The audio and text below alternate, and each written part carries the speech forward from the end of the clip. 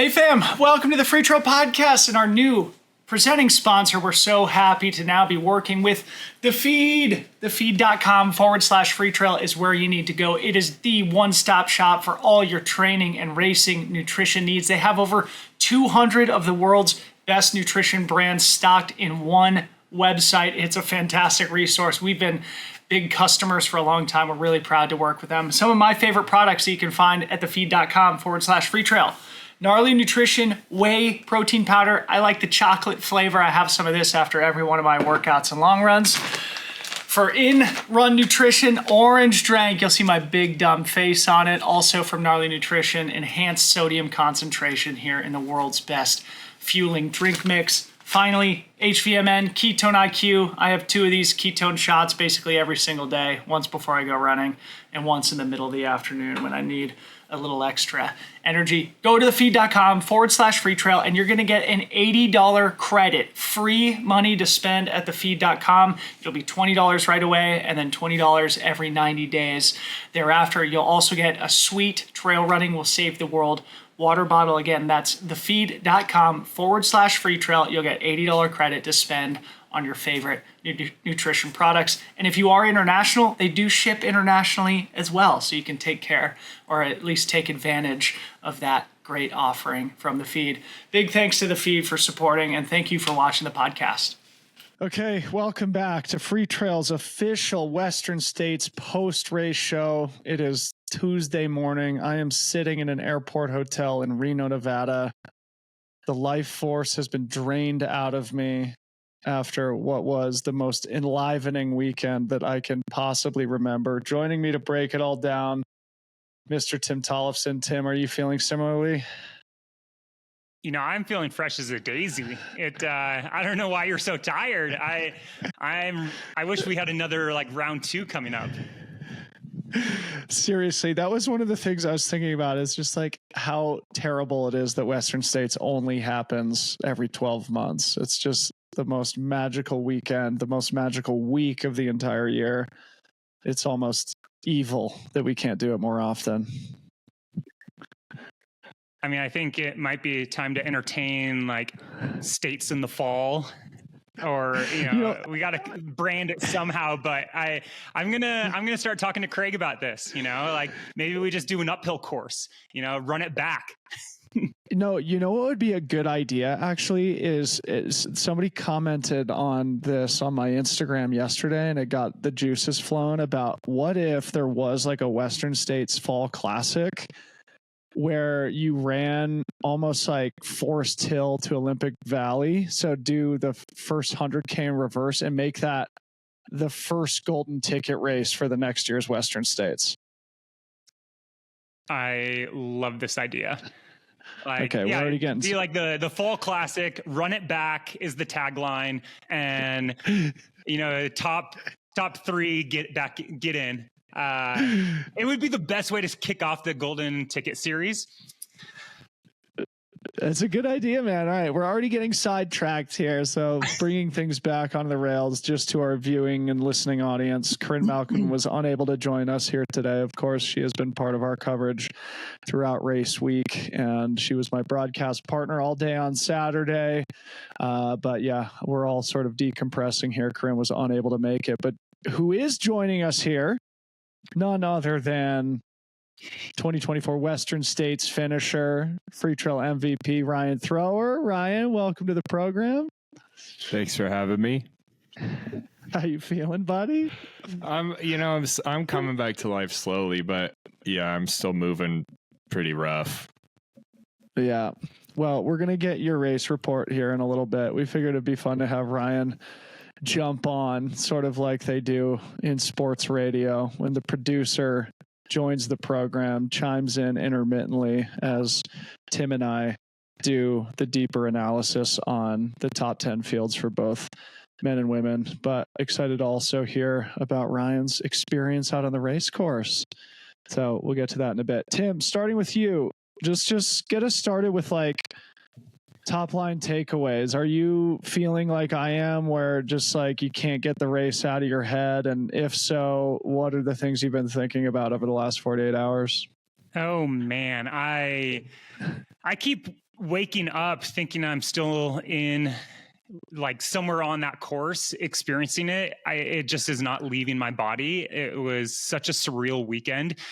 I have almost like two initial thoughts on it. First, everyone knows that, our passionate and loyal Weight Watchers fans, that I did not get into the race. And initially that stung. I really wanted to race, but sitting on this side of things, I am really grateful that I did not race, because that was the most incredible Western States I've ever witnessed, arguably, possibly the greatest Western States ever run for men and women. And to be able to have a front row seat and actually be in the game with some of the runners to witness it, I wouldn't trade that for lining up myself.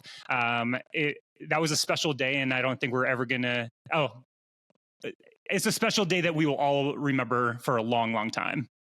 Yeah, that's exactly what I was thinking too. I've been going to the race since 2012. So this is 12 years, I guess 11 counting the COVID cancellation.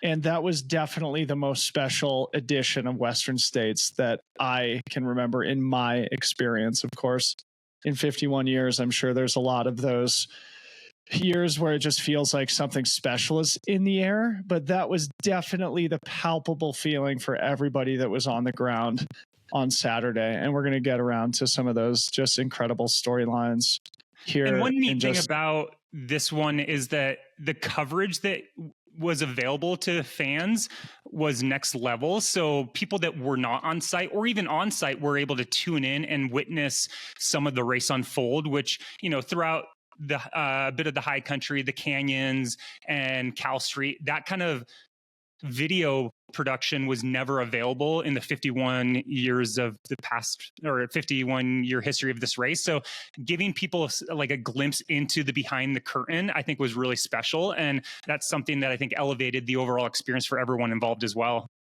Yeah, let's just start there, because I think that was part of this recipe or the formula that made 2024 feel very special, not only for those of us who are on the ground, but probably for the vast digital audience. I know we shattered all viewership records in the 4-year history that we've been doing the broadcast, but just a special shout out here at the top to Mountain Outpost, who clearly took the broadcast to a new level this year. Of course, Billy Yang sort of operates as the leader on the inside of the Western States race organization, and he was critical in advancing it in the way that we did this year. And also Mountain Outpost, this was their first year as the broadcast partner, and they absolutely took it to a new level. Obviously, Ryan was unable to experience really any of the broadcast, but Tim, were you able to check in throughout the day? Like, did it feel like it had moved leaps and bounds to you also? Absolutely. It provided so much clarity of what was happening out there, and it just enhanced the overall experience. I didn't go on Twitter once this year, and in the past I've always refreshed Twitter. So this year all I used was the Western States app, the broadcast live on YouTube, and then on the ground texting with people. And between those three, I felt like I was able to get a complete picture of what was happening out there. And, I could check in on all of my mid-backpacker friends and also follow the, blow by blow in the front of the race. And I felt like it was also like a pretty bougie way to experience it, because I slept over at my mom's house Friday night and I didn't head to Forest Hill until noon. And I felt like I'd already experienced so much of it without being on site. So then I got to have a nice sleep in, a nice breakfast, coffee with my mom. And then I was in the thick of it the next 6 or 7 hours, but it was kind of the best of both worlds. Yeah, it was bougie for me too, just sitting on the track in the shade all day. It's a big contrast to what I'm doing right now, sitting in an airport hotel in Reno, desperately missing that HOKA saloon that we were broadcasting in all week. But this is a fun way to put a bow on our coverage. So let's talk about the men's race first. I want to start with this because you were obviously deeply involved in the men's race at the very front, and I can't wait to hear all about it. But before we get to Rod, first, let's talk about Jim's performance on Saturday. How have you been thinking about that in the last couple of days? My God. During our preview show, I mentioned I thought Jim was going to demonstrate that he could win in any condition, and he did just that. You know, he's won on hot years, he's won on cold years, he's won on relatively uncompetitive years, and then this kind of bookended his 4 titles with a barn burner where he was on the ropes late in the race, something we've never seen Jim experience. And he demonstrated why he is the GOAT of Western States by handling that pressure and that unknown. Something that I found fascinating, you know, I was leapfrogging with his crew throughout, and William, his twin brother, we were chatting, and he mentioned that Jim kept saying to him, I don't know what's going wrong. I'm doing everything right. And you could just tell like there was panic in his mind in that he was doing everything right. It's just he couldn't shake Rod and the other guys. And the fact that he maintained his composure through that just shows what a champion he is. And I think it just demonstrated like he is pretty much untouchable right now at Western States. And he's completed, you know, if he never came back to States, which I doubt that's the case, but if he never came back, hands down, he's the greatest of all time. He's proven that in every single condition possible. I agree 100%. And it's so interesting to hear that reaction from Will, because that was sort of what I've been thinking over the last 2 days is like, how does Jim actually handle that? You know, does he have confidence in those moments when he's being challenged that, you know, he can rise to the occasion? Because somebody like me, if I had his legacy, I would probably have some fear or start to think downstream of what the story would be if I lost, right? Like, how would that impact Jim's legacy at Western States, even if he was able to bring home a second place performance and Rod was able to get the better of him? Is that something that Jim is contemplating in there, or is he just like so singularly focused on the task and the competition at hand that he's not necessarily like, you know, getting in his own head about what it would mean in a broader context in terms of the story that people talk about for his career? Go ahead, Tim. Totally. Yeah. I think he is so dialed and in the moment. He's not like you and I, where we can like conceptualize too much and think too big picture, where it probably is to our own detriment. He is in the X's and O's of, how do I get to Green Gate? What do I need to do to get to Alt? How do I get to Corey? And I think he's so granularly focused that keeps him in the mindset of, I've tuned everything else out, with the exception of the chess match he was in on the day, where he was very aware of where Rod was. He was very aware of Hayden hunting them down, but I don't think he's cognizantly thinking of legacy. But I know for a fact I would, and that would derail my race. Yeah, absolutely. I'm the same way. That's why I brought it up. So adding a little historical context here, Travis Longcar posted yesterday on Twitter about Jim's performance and how it ranks in the all-time ITRA Performance Index performances. And it's ranked 10th, tied with his 2018 win at the Lake Sonoma 50. His 2019 course record performance at Western States, when he ran 4 minutes faster, is ranked as the 3rd all-time best performance, with the first 2 being Remy Bonnet at, I think, just sort of like an obscure vertical event, and then Matt Carpenter's Pikes Peak Marathon from 1993. In my mind, Jim 2024's performance outranks Jim 2019 personally, and obviously acknowledge that the ITRA Performance Index stuff, it's an inexact science. It's hard to quantify these things. But if you think of Jim's 4 wins in totality, do you put this one at the top like I do? Unquestionably, I do. Jim even remarked, I believe in his post-race interview, either with you or with Brian, that this one was the hardest fought, and I think he will cherish this one the most. You know, the 1409 is special, and he was running away from Jared Hazen, but the entire time there was like a 10 to 15 minute gap, and he never saw him. This one, he literally was on the ropes where Rod would take the lead, then Jim would take the lead back. Then Rod would take the lead, then Jim would take the lead back.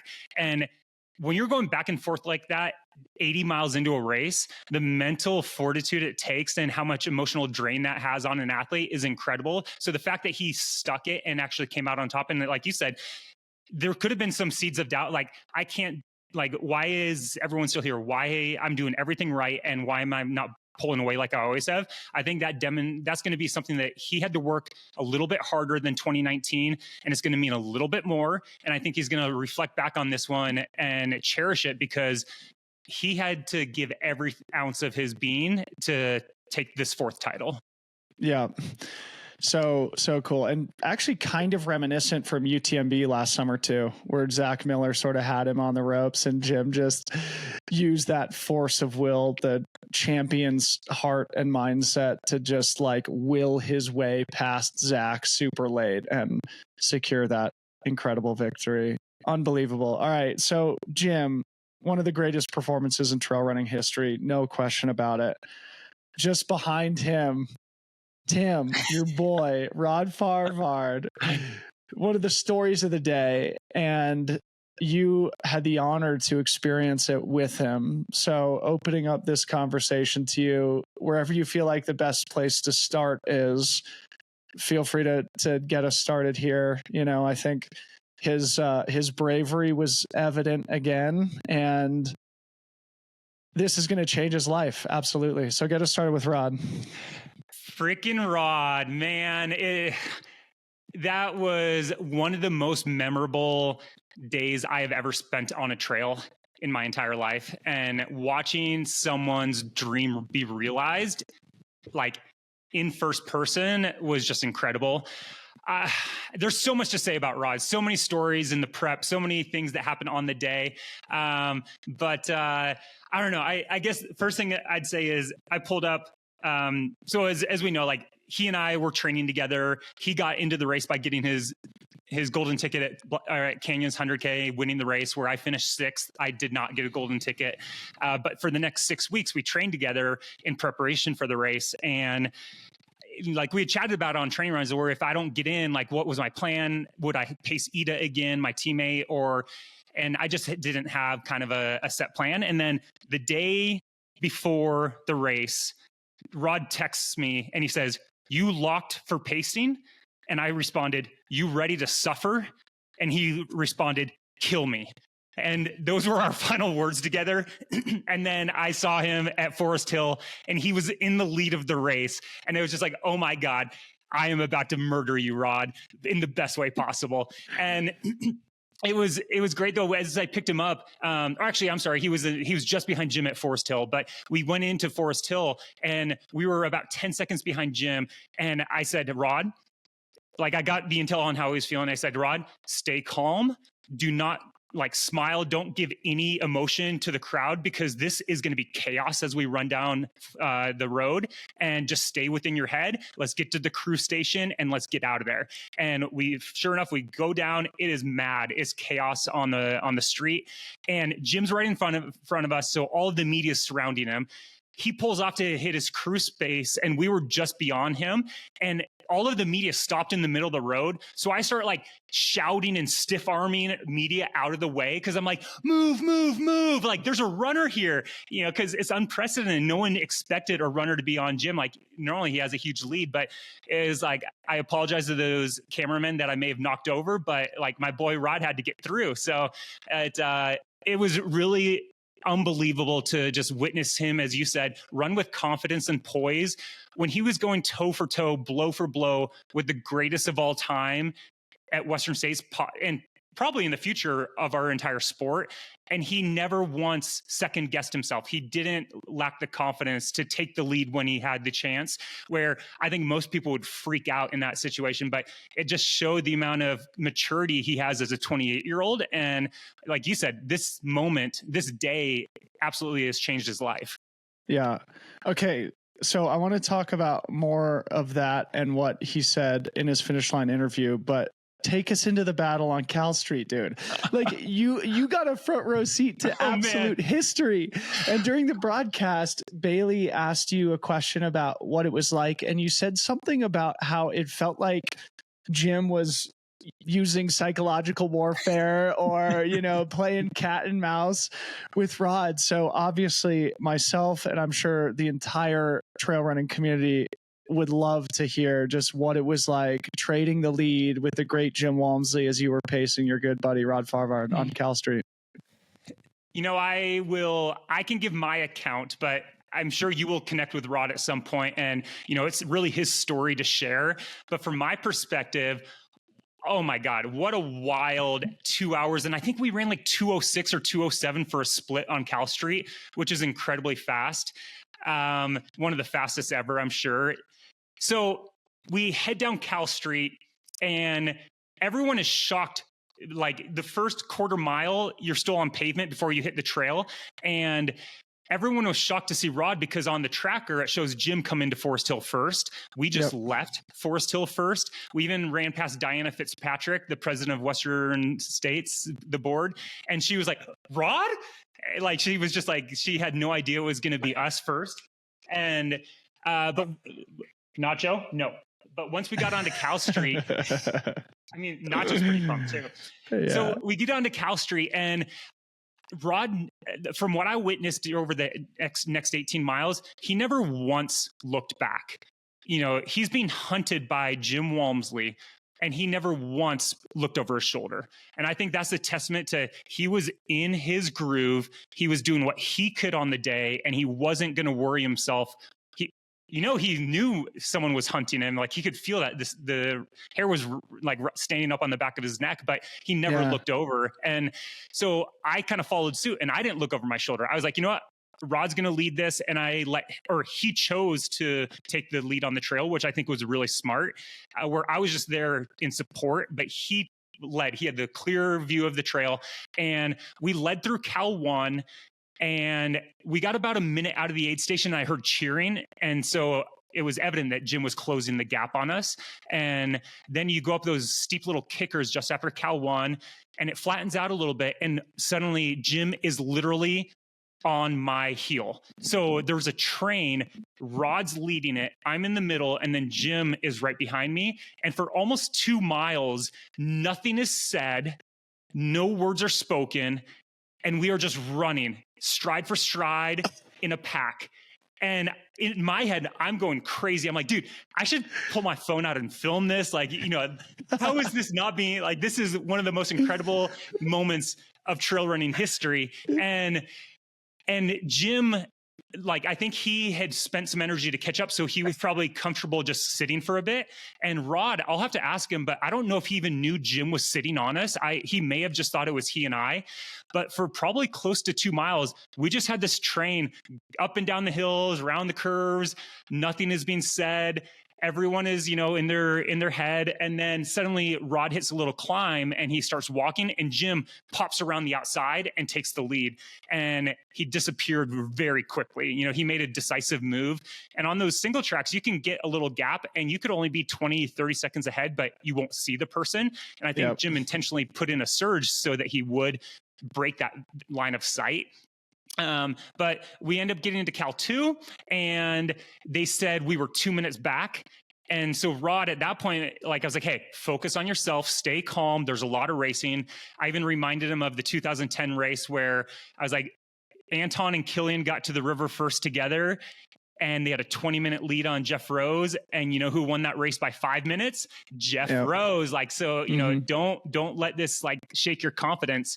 And we got to Cal 3 and the aid station volunteer looked at me deep in the eyes and said, 30 seconds. And so we had hammered between 2 and 3. Rod ran almost the entire 4-minute hill. And I was like, Rod, stay calm, focus on the basics. We start going towards the final, we're heading over the final 5 miles. And Rod ran every stretch of this next section, which I was shocked because everyone that's been on that knows those hills are exposed, they're hot, and most people start to walk. we turn a corner and I said, Rod, do you see that? And he goes, yep. And there's this bouncing white bucket hat right in front of us. And we were probably like 20 seconds back. It gets 10 seconds back. We're almost within 5 seconds of Jim about to make the pass. And suddenly Jim just darts off the trail down through the brush into the river. Is not a usual spot. And we run past. And that's where Rod said, is he playing head games with us? Like, what's going on? And I said, no, Rod, he's hot. Like he's suffering right now. Like he's cooling off. And so we just forge ahead. Apparently we had about 2 miles to go. We get to Rucky Chucky and we're leading the race. And I said to him once again, this doesn't change anything. It doesn't matter that we just past Jim. You have 20 miles left. Focus on the basics. Take care of yourself. We get in the aid station. I pass off to Chris Brown, who's going to take the pacing duties, which I was really sad about. I wanted to go the whole way. And Rod turns to me. He's like, I'm going to miss you, buddy. And I turn around and Jim comes into the aid station. And Jim, I was like, nice job, Jim. And I think he looked at me with just this surprise where it was like he'd seen a ghost. And it turns out he did not know we had passed him when he darted off the trail. So he thought he had such a lead on Rod, he could take a little break, cool off in the river and get back on the trail. But we snuck by silently. And he was like thinking he was in the lead the final 2 miles to Rucky Chucky. And that's why he got flustered and like ran out of Rucky Chucky without a bottle and then went back. And he was just like, you could tell he was on the edge right there because he's like, I've never been in this situation. What the hell? How is this kid still here? Unbelievable. Ryan and I are both on the edge of our seats here. Ryan's muted and silent right now, but what a story. Unbelievable. So one of the things that Jim said was that Rod was just dominating him in the aid station transitions. Jim changed his shoes, I think, like at least 3 times. So that alone, it's like, okay, yeah, Jim can go sub 14 on the course. But that transition at Green Gate to me felt like the crux moment of the race. And like you said, I will have Rod on and we'll get the full story from the horse's mouth. I don't know if you've heard from him about this, but in the broadcast booth, Iron Farr reported that the gap at Green Gate was 3 minutes and 1 second. So we were like, okay, they were basically together at the river. Jim was maybe a minute back. That means Rod put about 2 minutes on Jim on the climb to Green Gate. Is this the decisive breaking of the elastic? Of course, we all know then the next aid station, ALT, all of a sudden Jim's got 60 seconds, which means he put a minute per mile on Rod between Green Gate and ALT. And then, of course, extended his lead from there, ultimately winning by about 10 minutes. But again, so similar to UTMB last year, where all of a sudden Zach Miller is gaining time. He's in the lead solidly, and it feels clear that Jim is suffering and in danger. And then all of a sudden the Phoenix rises from the ashes, reasserts himself in the lead of the race, and goes on to win in heroic fashion. Unbelievable. I don't know if there's anything you want to add there, but so cool. And this is where I think in the future, what we will see is timing mats like at UTMB where you have an enter and exit, because Rod and Jim actually ran stride for stride up Green Gate and entered the aid station together. But the timing mat was at the end of Green Gate. So they entered the aid station together. Rod did his usual F1 in and out, and Jim sat down and took about, I believe Jim said he checked his watch and it was about 2.5 minutes of Jim leaving before he got up and headed out. So in that sense, Jim made up about 2.5, 3 minutes during the next 5 miles, which is still incredible. But I think what we're learning is from UTMB and States this year, Jim is like Wolverine. If he just like takes a breather, he just recharges and gets power out of that, that sit. And it's almost like he's doing a fartlek out there. And he then just comes back so much stronger. And Rod and Hayden, both of them displayed that, I think to take it to Jim, you need to be efficient in the transitions, because Jim is going to probably gobble them up during the run. But if Jim figures out those transitions, sub 14 is like almost a shoo-in. I feel like he hemorrhaged 20 minutes of aid stations. You could look at it two ways, or he couldn't do what he does without that. But these other guys are getting in and out within seconds, maybe 30 seconds tops per aid station. And so I think that definitely showed that like Rod was, and I respect this about Rod, where he believes in himself. He's put in the work for a decade. He's an overnight success in the sense that people now know his name, but he's been logging the hours for year after year after year. And he has looked at this like a game, and he's realized the areas he can improve are aid stations and transitions. So he's not going to hemorrhage time. And if he can cut that down, that's going to help his overall performance. And I really credit him for looking at these little places where he can carve away seconds at a time, because it adds up. Well, that's what he said in the finish line interview, is that he didn't spend more than 20 or 30 seconds at any aid station. That adds up. I mean, that's a dozen plus minutes at the end of the day compared to probably most of his competitors. So awesome job by Rod. I'm sure there's going to be a lot of people who want to mimic that efficiency in future Western States editions. You mentioned Hayden, of course, our podium finisher. Again, in our pre-race prediction show, my statement was never bet against Hayden, right? That was my learning after Black Canyon.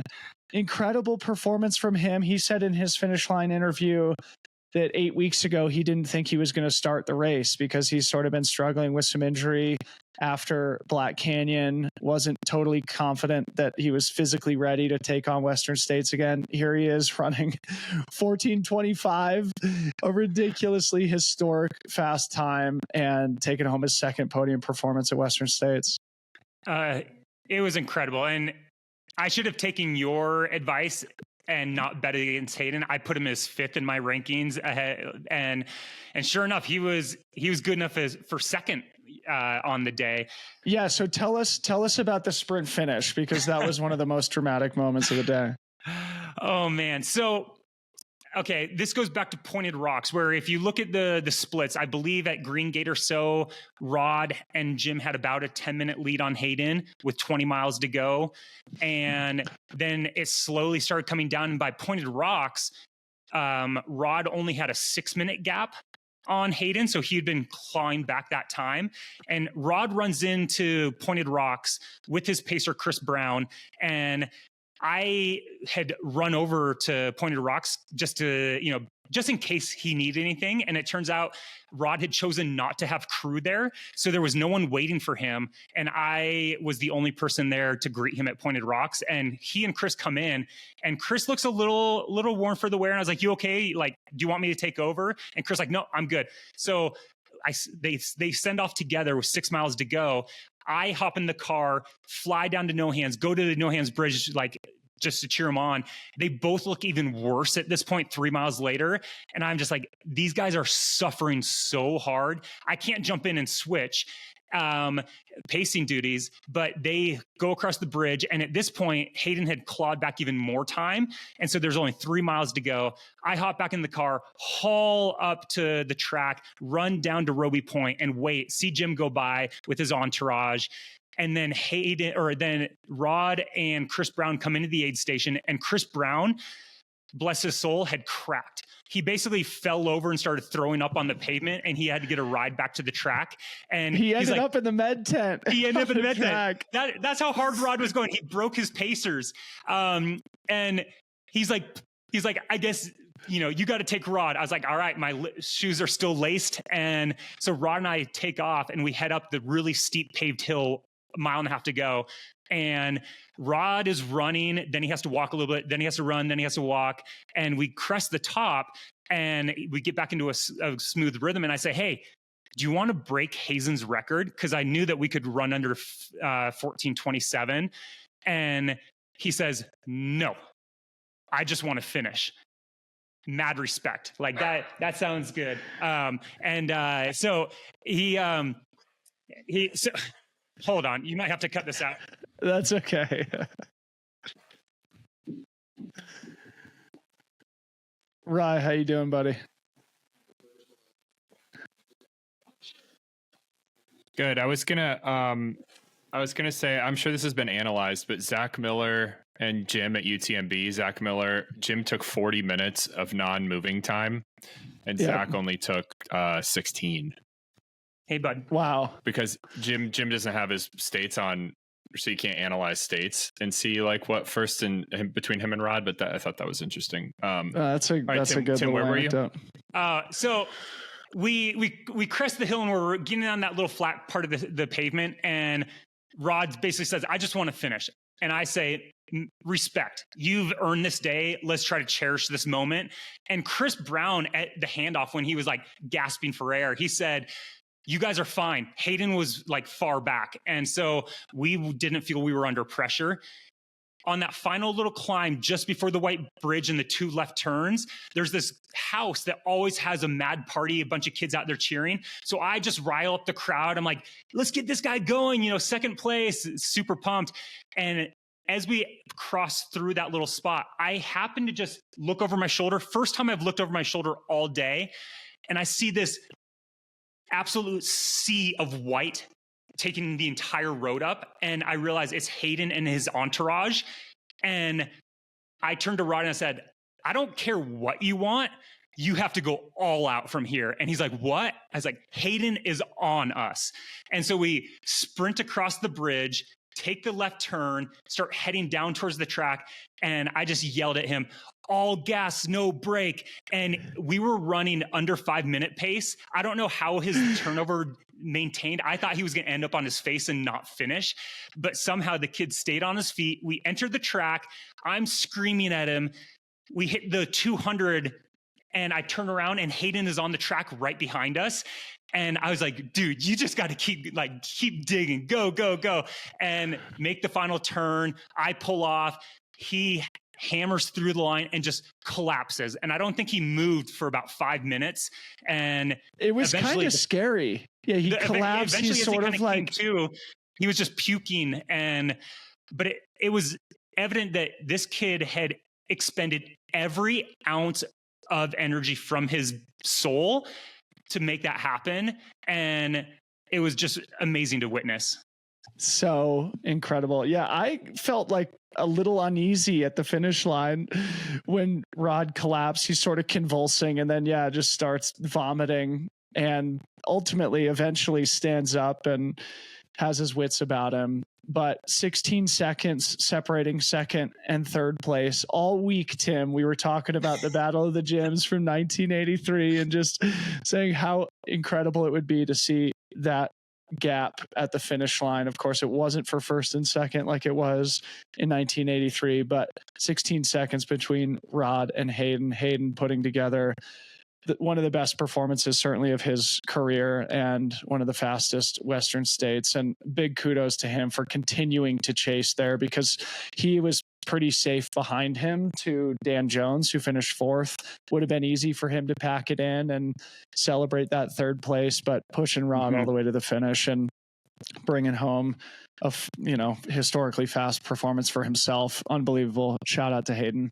All right, let's move a little bit more quickly. That's just so fun to recount, Tim. I'm so appreciative that you were able to come and share this with us. And yeah, I'm sure it's something that you're going to remember forever, and a bond that you and Rod are going to share for time immemorial. Going through the rest of the top 10 here, like I mentioned, Dan Jones, 4th place, 14:32. Caleb Olson, the fastest Western States debut ever, in 5th place, 14:40. Aside from Rod, definitely the biggest breakout performer in the men's race. Behind Caleb, John Albin, somebody I know that you were very high on through race week. He was 14:57. So the top 6 men under 15 hours, absolutely staggering. 7th place, the king of the steady eddies, Tyler Green, 15:05:39, only 90 seconds slower than last year on a much tougher day for Tyler, and a massive Masters course record by about 40 minutes. 8th place was Shenja Shen, his 2nd top 10 in a row, coming back from 4th place last year, finishing 8th, but also in a much faster time, finishing in 15:09. John Ray finally figures it out in 9th place, 15:13, and Chris Myers rounds out the top 10, 15, 18, 25. And a special shout out to Blake Slatengren, who ran a really tactical race, very conservative early, ends up moving all the way through that sort of like top 20 men and falls agonizingly short 32 seconds back of Chris Myers as M11. Anyway, Tim, opening it up to you there. I just listed a ton of names and times. Anything you want to add? Any stories from the rest of the top 10? So much to say about that. First, the top 10 has just been rewritten for Western States for men and women. I can't believe that the likes of, people may have heard of them, Rob Krar and Tim Olson are no longer top 10 performers at Western States. Their names have just been bumped all the way off. Jim Walmsley's fourth fastest time is barely hanging on for 10th place. So the next time Western States is run and Jim runs better than one of his times, he's going to bump himself off. It's just insane. And I can't believe that, like you said, Blake finishes in 15-18 and he's not going to be invited back next year. That's just mind-blowing. That's basically what Adam Peterman ran to win the race 2 years ago. Yeah. It's unbelievable. 5 of the 10 fastest times in race history on the men's side took place in 2024. Absolutely incredible. It's and it's wild to think that Jonathan Albin running 14:57 for a debut, essentially is kind of not going to be talked about, but an incredible day for him. Yeah, it really is. It's just pretty wild. Yeah, wild indeed. Historic day. Going back to where we started, it just felt like the most incredible Western States ever, and the times prove it. All right, so moving on. That was the men's top 10. We spent an inordinate amount of time on the men's podium, but a big shout out to all those names that we just mentioned. Big breakthroughs from many of them, and certainly, like Tim said, the types of performances that might be indicative of what it's going to take to remain in the top 10 at Western States in years to come. Moving to the women, have to start with Katie Schide. The thing that I think is really interesting is, in the same way that Jim was really challenged and pushed to this incredible performance, Katie was the opposite. Total wire-to-wire victory, in control the whole time, smiling and waving at fans and admirers at every aid station, never once looking like she was in trouble or suffering whatsoever. One of the things that we were talking about on the track and on the broadcast is that maybe 2023 was sort of a Roger Bannister moment when Courtney Dauwalter ran 15:29 and Katie Schide broke Ellie Greenwood's long-standing course record to finish second. And now Katie Schide comes and improves her own time by an hour. And is this similar to Roger Bannister, where now you're going to be seeing the winning female sub-16 every year at Western States? It's insane. It really is wild. And you can't chalk it up to, it was a cool weather year. It was, proper low 90s, much hotter in the canyons, and she just demonstrated an incredible race. I think she'll be very proud of that one, but also know that she has more in her, and maybe she doesn't want to come back next year, but I would imagine in the next couple of years she will make a return. And if another woman has not already broken Courtney's record, I think that we are seeing that record on borrowed time, because it's not going to last very long. I know. That's what I was thinking too. Rye, go ahead. I was just going to ask, how early did she pull away from the rest of the ladies? Escarpment, Robinson? Oh, yeah. Yeah, first climb. She was mixing it up with Dakota Jones. I think they went over the top of the escarpment together and probably had a 5-minute gap at Lion Ridge. So she had 40 minutes by the middle of the day. It ended up getting compressed a little bit, as we'll talk about. There was an amazing competition for that sort of second through fourth positions in the women's race. And, Katie obviously had a comfortable lead, so she didn't continue to extend it, but still never once felt vulnerable. Yeah.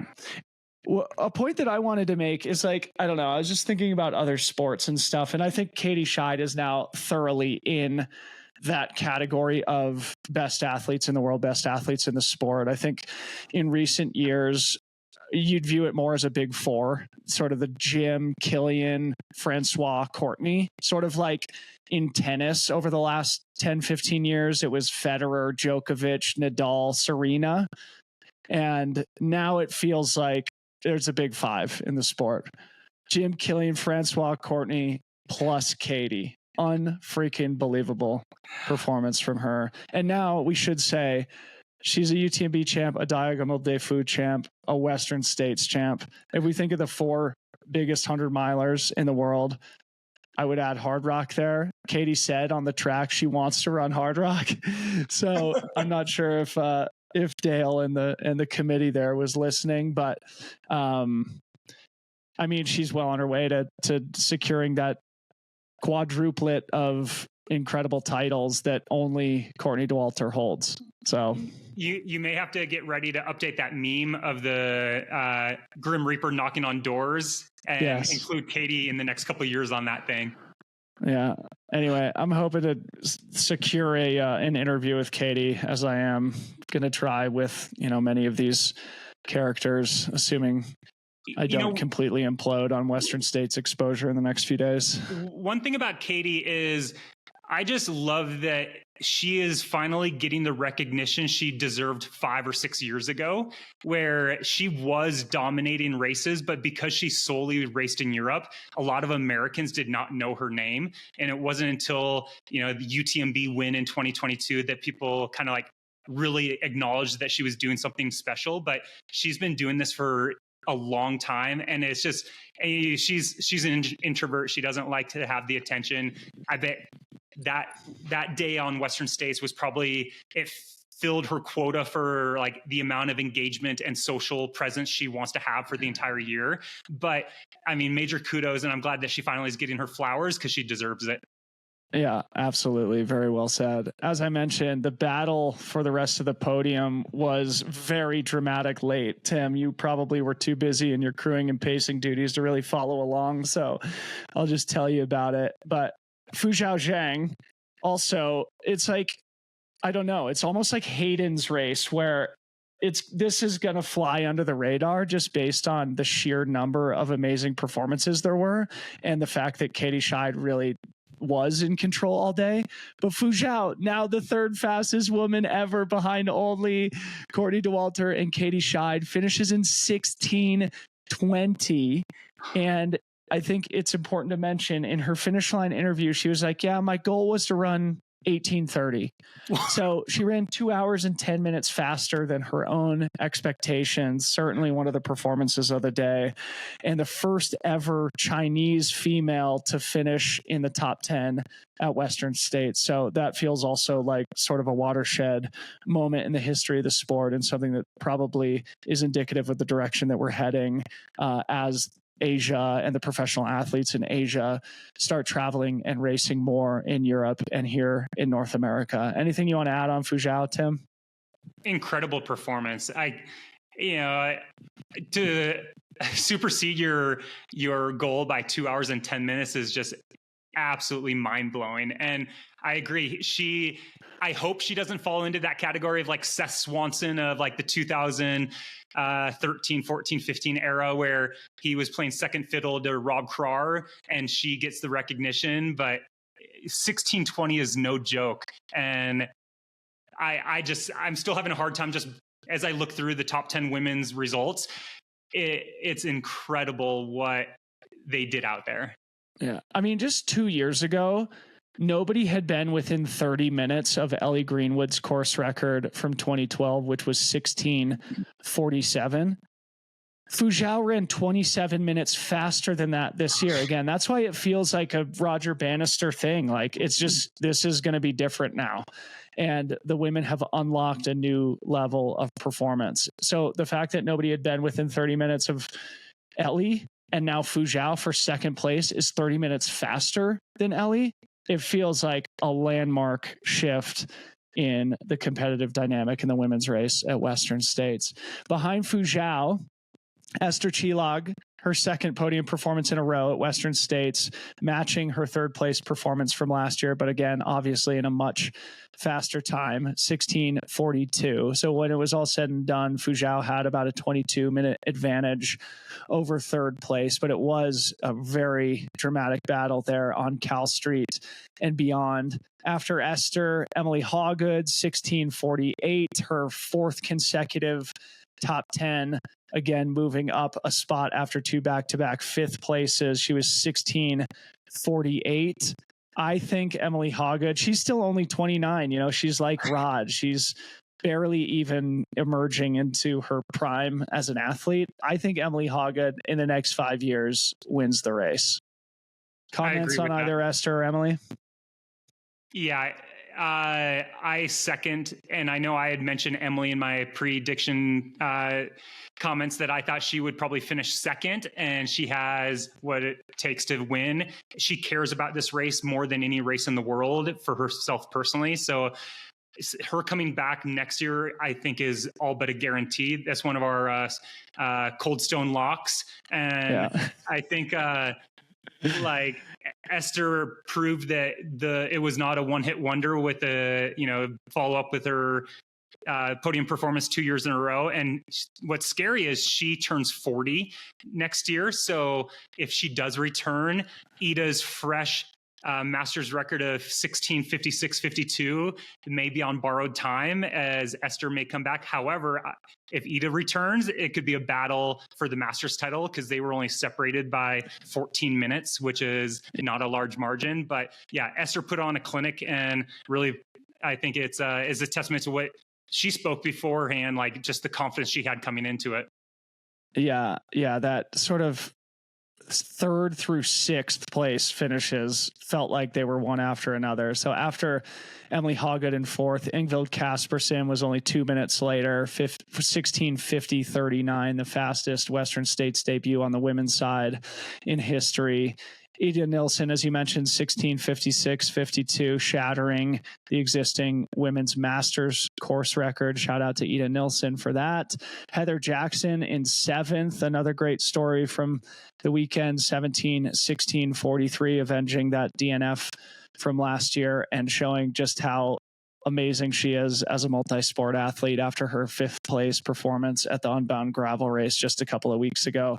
Eighth place, Rachel Drake makes her debut. Tyler Green was in seventh, Rachel Drake in eighth, 17:28. Again, a time that would typically win this race for much of Western States history. Priscilla Forgy, the only Canadian in the top 10 of either field, 17:30:24 in ninth. And then Leah Yingling rounds out the top 10 for the third year in a row. She cracks the top 10, 17:33:54.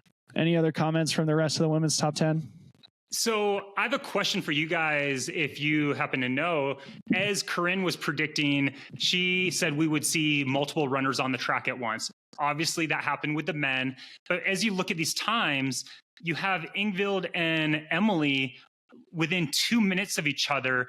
Do we know, had Emily crossed the finish line before Ingvild entered the track? Like, it's possible that she could have been slowing down, enjoying herself. And the same goes for Rachel and Priscilla. They were separated by less than 2 minutes as well. So depending on if Rachel or Emily were not all gas, there could have been two women on the track at the same time before they finished. Do you know? Yeah, no, I don't know. But either way, it was close if they weren't on the track together. And like I said, that third through sixth place did feel like it was one after the next. And then also eighth through 10th only separated by 5 minutes total. So fortunately, on the women's side, we didn't have a similar thing like Blake Slatengren, who was on the track with Chris Myers for 10th and 11th place. Anna Loudon was a full 20 minutes back of Leah in 11th. So Anna, I'm sure, super proud of her race, running 17:53 on debut,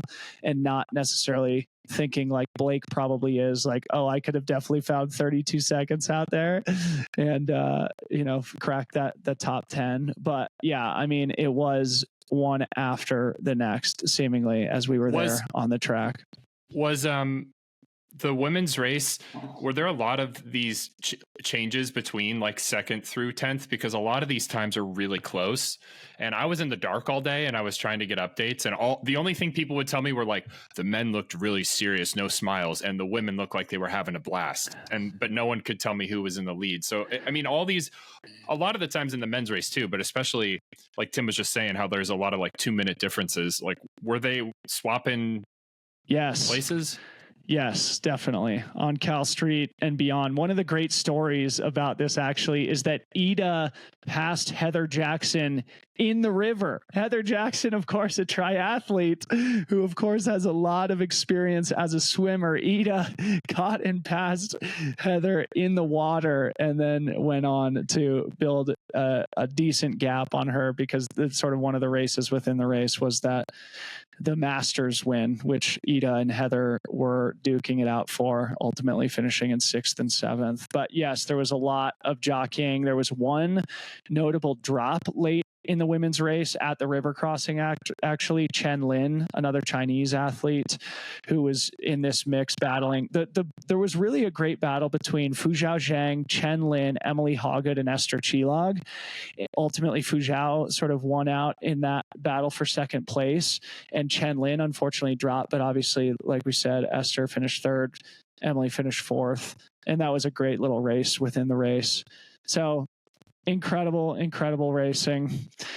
Moving I want to on. say one real quick thing on the women's race, and actually it could have impacted others.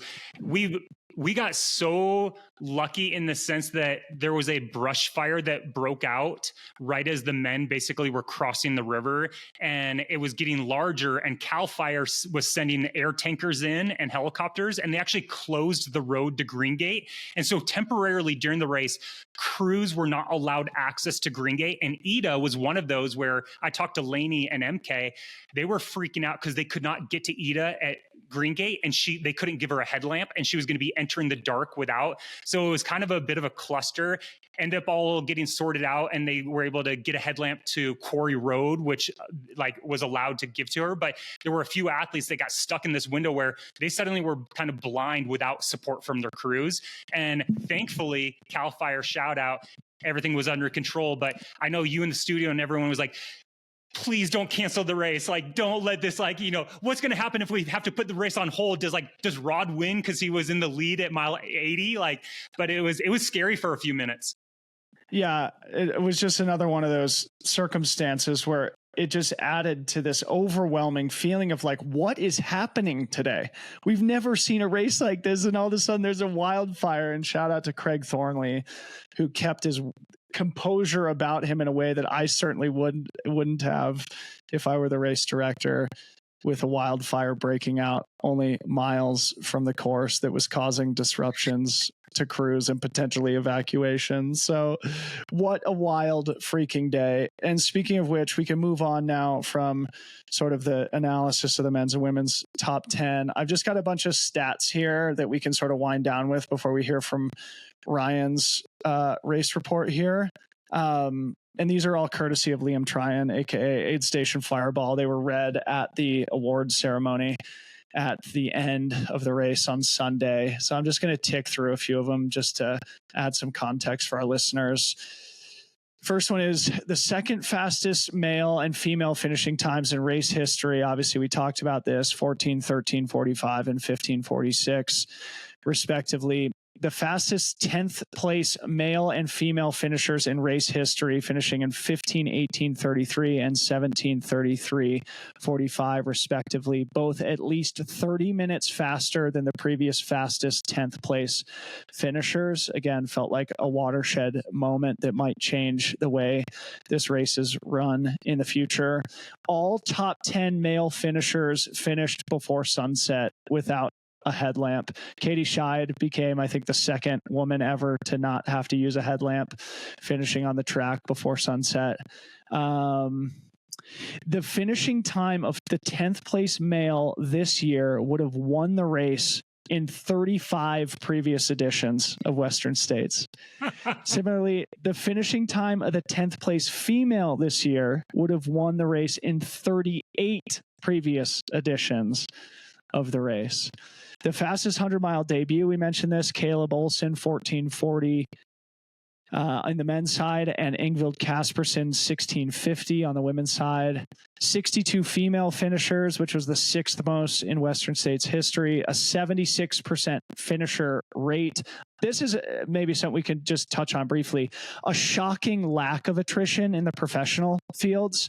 There was Jeff Colt, who dropped from the men's race, Elsie Davis, and Chen Lin, who I just mentioned on the women's side. I can't think of any other examples off the top of my head. Typically, there's at least a handful from both races that are notable drops. Something that, is sort of unusual, reminiscent to something we talked about earlier in the week, 10 years ago, 2014 was something similar, where just everybody seemed to have a solid day, kept pushing each other, didn't deal with massive implosions. Maybe that's indicative of improvement in heat management and race execution. So Tim, you can comment on that. Actually, why don't we do that now? And then I've got a couple of other stats that we can close with.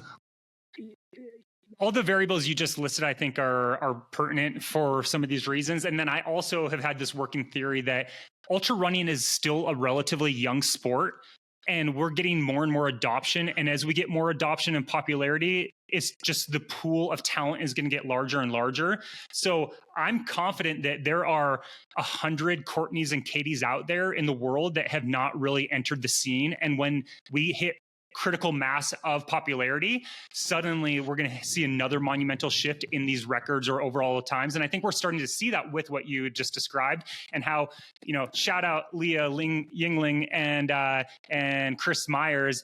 They would have won the race in basically almost 40 of the past 51 years, and they both finished 10th.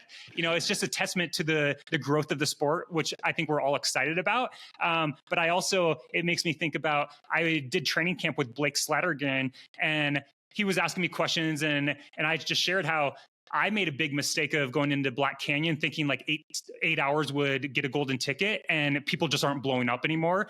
And he asked, how do I run states? And I just kind of shared, it depends on what you want. Like, if you're going for the win, you need to go with the pack. We're not going to see the attrition and the carnage we have in the past, because I think enough people are starting to figure out those variables that you listed. And we're seeing probably a larger talent pool enter the sport. And that combination is meaning that there's less and less attrition. So the days of you and I maybe coming from behind and getting on the podium at UTMB, it just is not going to happen again. And I think the sport has forever changed. It's good to be a podcaster. We'll say that. It's nice to be retired from this type of racing. But yeah, very well said. And I totally agree. All right, couple of closing stats here. Youngest female finisher in the field was 23 years old, Madeline Winghart. Shout out Madeline. Oldest finisher in the field was Ken Ward, who finished in golden hour, 29:30, 67 years old. And critically, 1,000-mile buckle earned in the process. Shout out to Ken Ward. Oldest female finisher, I think, was officially the last finisher of the day. That was Iris Cooper, who finished in 29:56. She was 65 years old. So Ken Ward, Iris Cooper, are two oldest finishers.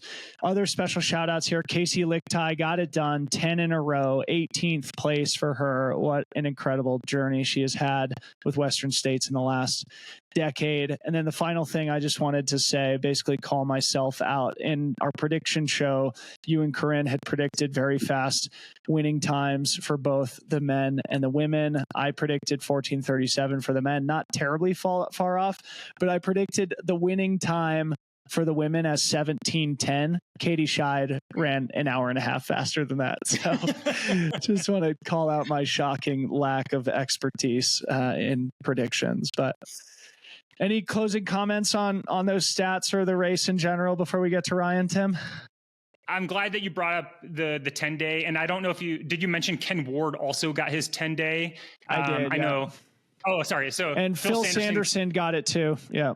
That was the one, Phil Sanderson. Yeah. So all three of them got it, which I think is great. And then also some of the sponsored athletes that Gu had supported, Hiba and Ngugi, they both got it done. So they got their buckles. So congratulations to them. And Alex Staton too, finishing the golden hour. I think almost all of them did. Yeah. And Carolina was about just under 29 hours. So yeah, that was pretty exciting just to see all around. And I don't think we mentioned it, but the blind runner was 30 seconds over the cutoff, which was heartbreaking, but also transcendent and just inspiring to watch it happen. Like, it doesn't matter what the clock said. He finished 102 miles through brutal conditions, and like, hats off to him and his crew. Yeah. I hope he gets a sponsor spot or like a lottery spot next year. Anyway, unbelievable. And Corinne coached that athlete whose name is escaping me right now because my brain literally doesn't work, but Corinne was sprinting around the track with our blind runner whose name, again, I can't remember. Anyway, so many great stories. Let's finish with another great and personal story. Mr. Ryan Thrower, my dude, got it done. I was in the studio, Ryan, and of course I had you up on my favorites list on ultralive.net. I was tracking you throughout the day, and then all of a sudden I get a text message from my guy at Devil's Thumb saying the wheels fell off, but I'm gonna finish. Start wherever feels best, Ryan. Give us a sense of the early part of the day and where it started to get hard, and then we'll talk about the finish. Yeah, I mean, everyone told me to take the first, 60 miles easy so you can run the end of the course. And so I legitimately jogged at the beginning of the race, kept it really easy, walked the ups. I was running with Jack Davis at the beginning and this other guy, Kevin, and we had a really good pace. I kept getting passed a lot, but I was like, you know what? I'm running smart. I'm doing everything right. I nailed my nutrition. When I came into Duncan Canyon, the first thing I think I said to Drew was, my knee's bothering me, and everyone's passing me, and it's like kind of like, am I doing something wrong? Like, I'm keeping it really easy. But they were, super supportive, him and Dusty, and got me out of there. And but it was the climb up to Devil's Thumb where my knee really started hurting, and then that's when I text you. I was just like, dude, I had like tears coming down my face coming into that thing, and like my back started hurting. I was walking, and it was like a very runnable section, and it's like I felt like I had done everything right, and sometimes that's just what the day gives you. It'd be different if it was like I came in there and I had blown my quads because I hammered the beginning. So it was just tough to come to terms with that, because I felt like I had the ability to run somewhere between 20 and 22 hours. And, from then on, it was just switching gears to, all right, let's just finish. Like it's probably not going to be sub 24. So let's just get this finish done, because you just don't drop Western States unless it's an emergency. And, so yeah, coming into, I finally got to Michigan Bluff, and I had to sit down for like 15 or 20 minutes and essentially get a pedicure, because I had so many blisters on my feet that they lanced a few. Shout out Tanya and the crew there at Michigan Bluff. They took care of my feet, got them dry and taped up, and then new socks and shoes, and got out of there. And then the photographs from that were just hilarious. It literally does look like you're getting a pedicure. You're drinking a sparkling water. You're throwing the shaka up for the camera, and you've got a team of 4 or 5 people doing surgery on your mangled feet. Yeah, I stayed in pretty good spirits all day. It was just kind of hard to, shift gears when you realize this for someone like me who can't like get a golden ticket. It took me 8 years to put into this race. It's like pretty much a once in a lifetime experience. And like it's a little bit of ego. That's like disappointment where, I'm like, okay, well, I'm a 26-hour finisher, but I could be somewhere between 20 and 22 if I had the right day.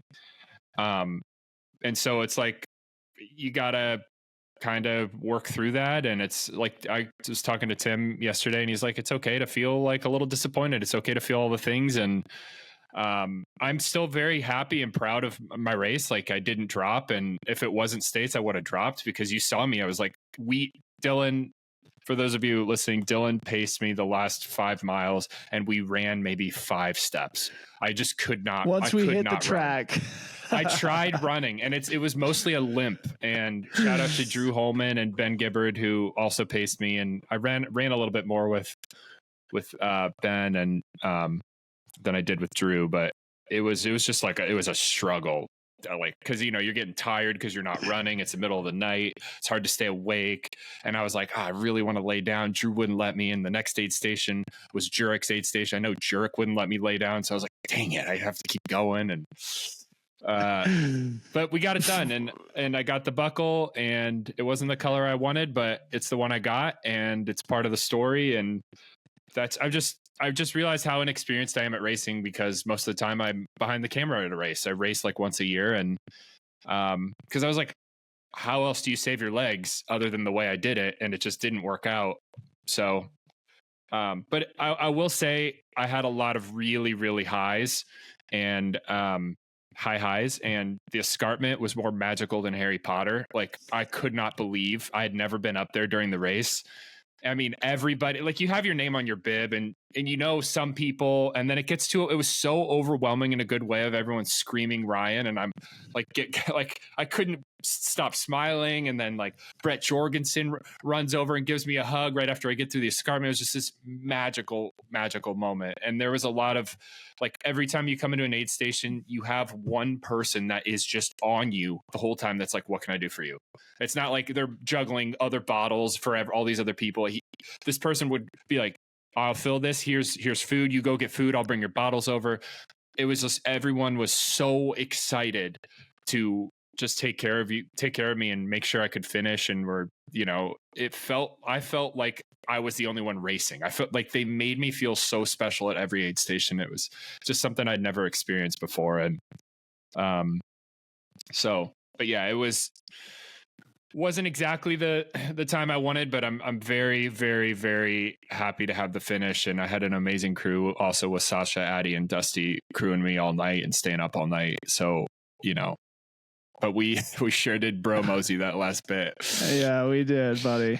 It was good to repay the debt to you. You've done the bro mosey with me a couple of times, and now I've had it with you. And one of these days, Ryan, we're gonna have good races, the two of us. One of these days, it won't be a bro mosey, and we'll actually finish. One good thing that maybe you could expand on here for the audience, because I think it's relevant, is you said to me in the closing miles, if this wasn't Western States, I would have dropped. And you sort of mentioned that, of just like taking that opportunity seriously, knowing that it had been years and years that you'd been trying to get in, and just like respecting the race in that way. I know Tim has had, those types of experiences at Western States also. So maybe say a few words about that.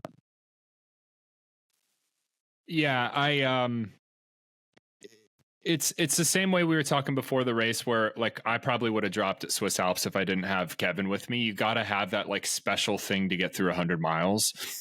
And, thinking of all that, like I started training while it was like I was on the wait list. So I didn't know if I was going to get in or not. And so all those training runs I put in, whereas like every Saturday I'm running 3 or 4 hours, same with every Sunday. And you just, it's not a sacrifice, because that's like what I like to do with my free time. But you do put in a lot of work for this. And then you do that for 8 years in a row, essentially, of whether you're training for a different 100 miler, so you can eventually run this race, or 100K. And it just takes a long time for the mid and back of the pack to get into the race, and some elites too, because like golden tickets are getting more and more competitive. So, or top 10, being top 10 is really competitive too. So it's a race where you have this reverence going into it, knowing that this is sacred and it's magical, and you do not just quit. There's in my head, no matter how bad my knees felt and my hamstring, my hip, and I was limping. I was trying to dig my knuckles into my hip all day, just to release stuff, and my blisters, every feet hurt. It's like, if it's not like a medical emergency, or you're really like bleeping yourself up by continuing, you finish. And I mean, I think Dakota Jones touched on that too. He's like, he gutted it out and finished. And I don't know if it was from injury or if he just had a rough second half or whatever. But there's a lot of us out there that have been putting in for years, and it's not just, oh, I got into states or I'm on the lottery, I'll start training. It's like, you've been doing this for the qualifiers too. So I don't know, it's on a different plane. It's not on the same, as all the other races. Tim, anything you want to add to that? Can't help but think like your words, Ryan, when you said, states is sacred. You don't just quit. You can't just give up. It mirrors what the great Ann Trayson said. She views states or 100 miles as life in a day. It's sacred. You don't just give up. You find a way to keep going. And I think it's beautiful. And it bookends all of the success and beauty of the top 10 performers and all these other storylines we were talking about. Is those don't exist without the sour. You have to have the sweet and sour to balance each other. And Ryan, you experienced the sour, and your dream wasn't realized in the sense of running to your potential, but you did yourself and the race and all the volunteers justice by getting it done and seeing it through. And it's kind of like, you have to have that dichotomy between the dark and the light. You're not going to appreciate the light unless you've been in the dark. And I think there's just something poetic about having both of those experiences, because that's what life is. We're not always going to get what we want, but that doesn't mean you don't just see it through and keep trying. So I'm very proud of you, Ryan, and everyone else on the day that had their dreams kind of start to crumble and just disappear in front of their eyes, but still got it done. Yeah, I agree. One of the things I said to Ryan is we get precious few of the perfect days in our careers, and we always want them to happen at a place like Western States, but it's just the law of averages make that very unlikely. And the fact that, you navigated a low moment and got it done, but clearly see you have so much more potential on the course. So maybe in 8 years' time or something like that, we go round 2. And it's funny, and we can sort of wind down on this, but I kind of have the bug again. I kind of want to run Western States again now, even though I have the best job in America as it relates to the race by being able to just do the broadcast and watch the entire thing start to finish. Man, there's something special about that race and that course, and something about it makes me want to go back. Absolutely. I wanted to add my arc of I always retire every time I run a 100-miler, and this one was a little bit earlier than other races. I just, maybe climbing up to Devil's Thumb, I was like, yeah, well, I'm gonna just enjoy my last 100-miler. This is it, going out on Western States. And then everyone's like, oh yeah, you'll be on Ultra Sign Up tomorrow, blah, blah. I was like, no, I won't. This time I'm serious. And then the next day, Ben and Addie and I were just hanging out, doing nothing, off and on, sleeping, eating. And we joked about it. I was like, yeah, absolutely not. The next day I was like, well, if I ran Western States, I bet I learned a lot. I could apply it to this. I was like, should I take this ticket? I was like, wait, no, I retired. And the next day I was like, yeah, maybe I'll put back in. I don't know. We'll see. It's funny how fast you forget the trauma. Yeah. That's what makes it special. Well, one quick thing, that the blind runner's name was Will Barkin. I just wanted to make sure to give him his kudos and recognition. That was one of the most powerful moments from the day during golden hour, to see that sprint finish just over the 30-hour threshold. But congratulations to Will and that super inspiring story, getting it done at Western States this year.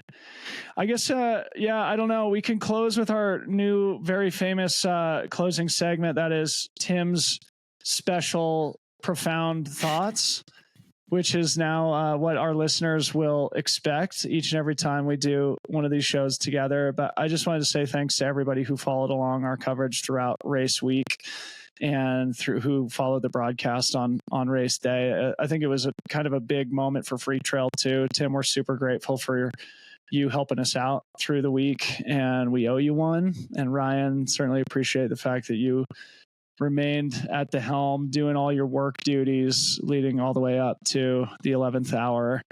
before taking the start line. So big thanks to our audience. Thanks to the team who joined me throughout the week. And Tim, profound thoughts to send everybody home with.